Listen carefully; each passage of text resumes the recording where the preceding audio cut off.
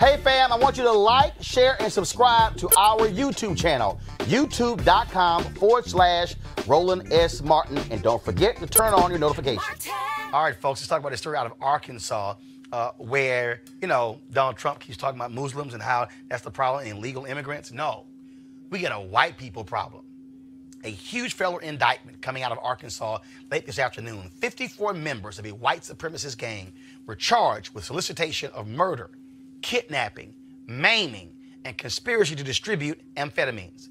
So a white supremacist, violent meth gang was started in prison and expanded beyond. Oh, no, this is not MS-13. These are white people, okay? These are white people, this particular gang here. And I'm bringing this up, Malik, because look, the Trump administration, when they came in the Department of Justice, shifted some dollars away from white domestic terrorists. We can go down the line. The white man in New York who killed a black man with a sword. When it came to the white dudes in, I think it was Kansas, who wanted to blow up a mosque. I mean, we can go on and on and on.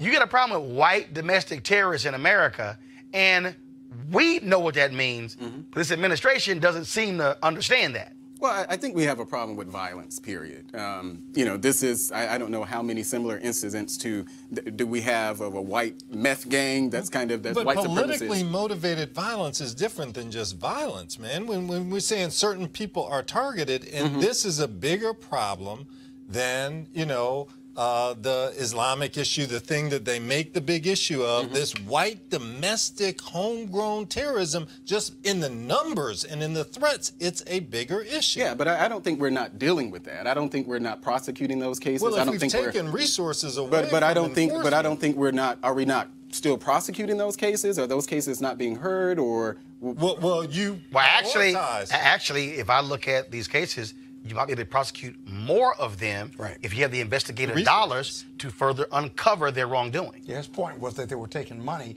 and as a result, you have less resources. They literally shifted money away from focus on domestic white terrorists over to Muslims. But I think when we're talking about things like domestic terrorism, I don't think that that whatever funds that may have been diverted or removed or whatever, I don't think that, at least I haven't seen anything to say that it's actually affecting investigating these sort of crimes. I mean, this is pretty obvious. Okay, but my point is, if you keep having these examples, why would you take money away? Yeah, I mean, but why they did that, I don't know. No, and let me just also say this. I mean, when we talk about Black Lives Matter, right, this notion of, hey, your lives don't matter, we're not going to enforce the law as rigorously against these people who are undermining your lives. To me, that's a problem. But I don't know if we're doing that, though. You know, the fact that he's saying that we're shifting money away from people who target Muslims, but we're not shifting money, folks, but we're not prosecuting any of those crimes. But if you reduce those resources, but let me ask you this: who do you think America's domestic terrorists are? Who do you think is killing more cops out here, in part because of domestic terrorism? When you say who you're talking about? Who do you think are America's domestic terrorists? You think it's black people or white people? Well, they're or more brown people. Well, they're more or white, Muslims. Well, there are more white people in America. Period. So what? I'm asking you. But I don't have a. I don't really. You don't know the answer. Well, to that. you know, I don't know the answer. And who's the greatest domestic threat? You know, I guess whether it's Oklahoma, white people. Right. Thank you.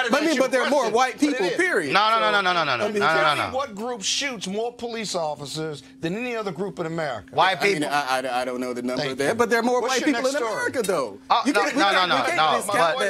But when you have a white dude in Kentucky who goes into a grocery store and specifically he kills a black couple, because I'm looking for some black people to kill. No, we have numerous examples of this, and I'm just simply saying is, if you're gonna be spending dollars, what I'm saying is this administration loves focusing on Muslims and illegal immigrants. What I'm saying is you better focus on white domestic terrorists. And the reason I'm using that phrase, for example, is because had this been 54 Muslims, oh my God, man, please, you would have, it would be a total, and all I'm saying is we treat a terrorist incident involving somebody who is Muslim or who is an undocumented worker different these white domestic terrorists. I That's all agree I'm with saying. you, And but they are you arrested him too, by the way. No.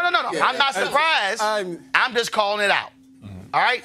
All right, folks, back to that Roland Martin Unfiltered video in just one moment. All right, folks, calling all HBCU alumni, students, and leaders. Enter the Ford Motor Company HBCU Mobility Challenge and win $25,000 for your school. Building on their long-term support of HBCUs, Ford is looking to improve mobility in HBCU communities through innovative solutions. The winning program will receive a grant of up to $25,000 to implement their proposal.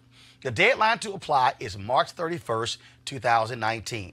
Go to FGB.Life. That's FGB.Life. That's the website right there. FGB.Life for more info and to apply. That's for Scott, who sometimes can't pay attention. Ford goes further in our community. Now back to your Roland Martin Unfiltered video.